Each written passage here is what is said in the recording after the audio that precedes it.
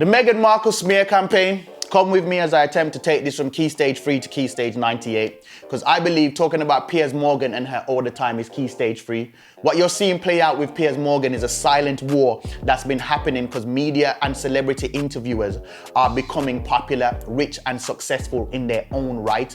So they aren't looking to take any slack from the people they interview any longer because they don't feel like they need them. ZZ Mills can get just as much views talking about a rapper as she does sitting down directly with the person. So why should she take any of the typical artist tropes of arriving late or acting all celebrity-like and special? That's partly what's playing out with Piers. He's said on a couple of occasions now that he feels like him and Meghan Markle were cool and now she's quote-unquote acting special. And the thing about presenters that's different to other popular people is that celebrities tend to stay aloof and try to speak only when necessary, but presenters speak all the time. Piers is getting revenge on Meghan. It's a spit in the face that says, see, I'm important. You shouldn't ignore me. I can actually affect your life. It's childish, immature, excessive, and obsessive, but it pales in comparison to the greater, deeper, key stage 98 problem here. I am more afraid of the average pub lad's smear campaign against Meghan than I am of Piers Morgan. Why? Because they are the masses, the silent majority, people that live in London and Croydon. You are the loud minority. Your Instagram likes didn't mean squat when the citizens of Britannia stood quietly in line and voted for Brexit. For every borough of London, there's an Ipswich, Yorkshire, Bournemouth, Plymouth. You guys are British, they are Britannians. There's a difference. Britannians have been brainwashed to subscribe to the notion that the crown is above critique and above reproach.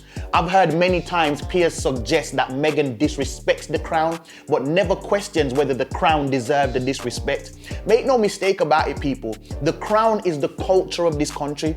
Oh, it doesn't matter to us because we have our own cultures to pull from, even though we live here. We have a sense of identity, but when you attack the crown, you attack their identity. When you question Winston Churchill, you are messing with their mythology. You don't find it odd that Tommy Robinson and his 300 Spartans were willing to leave from wherever they were from, because I'm telling you it wasn't London, hop on a train to come and defend a statue, even to the point of fighting law enforcement.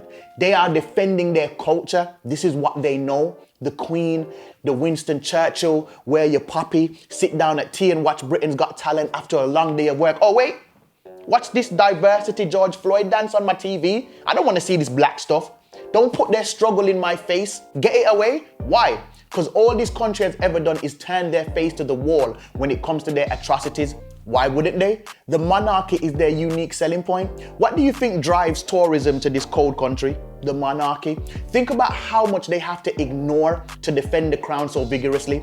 They have to ignore the stolen jewels, the Epstein prince, the dearly departed Diana and her distant husband, the erected statues of slave owners, the Rule Britannia song, an ode to how they will never be slaves like we were. Their attempts to censor the media time and time again over the years when it comes to them.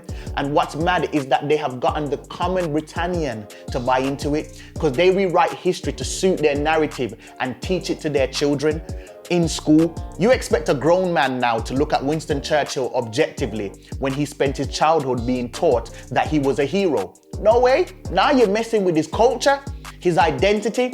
We might not see it as that important, but it's important to them. It's what makes them who they are. It's hilarious to me when I listen to white people trying to sympathize with us last year, saying things like, I can't believe this is still happening in 2020. Why wouldn't they say that? They were taught in school that slavery happened, that racism happened. It's something in the past. So how would they have eyes to see what we've been going through our entire lives when they have been given false context and narratives? And so they infect the minds of the masses into focusing on inaugurations and marriages you can travel to stand in the street and watch, all the glitz and the glam, and we look at the women and we call them prim and proper instead of seeing them as they are, caged animals, being told how to walk, talk, move and open doors. This country is brainwashed. I've never seen a country less self-aware. I was born in Jamaica and I hear tourists romanticize the country, but because I lived there, I know its good sides and its bad sides because it's my home. Britannians have no idea where they live, but look we live in such a harmony and peace and our NHS is free. But your peace and your freedom was built on the backs of other people and slavery and cruelty and ownership of other countries and war. You became what you are by robbing other countries and then dubbing them third world countries after you take their resources. It's a pretty lie they've painted, it's beautiful. And Britannians gobble it up, which is why I find the common man scarier than Piers. Piers is rich, his privilege can blind him, but even the poor Britannian can't open their eyes wide enough to question for 1 second why the monarchy is willing to treat Meghan this way. Make no mistake, everything Harry and Meghan are doing right now is an act of war, and they know it. I think Harry looked at history about to repeat itself and said, oh wait, this is a generational curse? This won't stop with my mom. They are watching my wife mentally deteriorate and they don't care. They were willing to put Harry in a spliff to get rid of Meghan. Don't get it twisted, because what if this second kid comes out darker or grows up a little bit more cultured and gets himself a Nubian queen? I can't wait to see how this unfolds, but remember I tell you this, people, this country will show you who it really is if you push it too far. I went to a few Black Lives Matter marches. It was mainly women and young people, but when Tommy Robinson and his ilk showed up to defend the statues, it was hundreds of grown construction worker, plumber men coming to another city ready for a fight over statues. I couldn't believe it. Grab your popcorn, people. Britain is about to show you its true colors.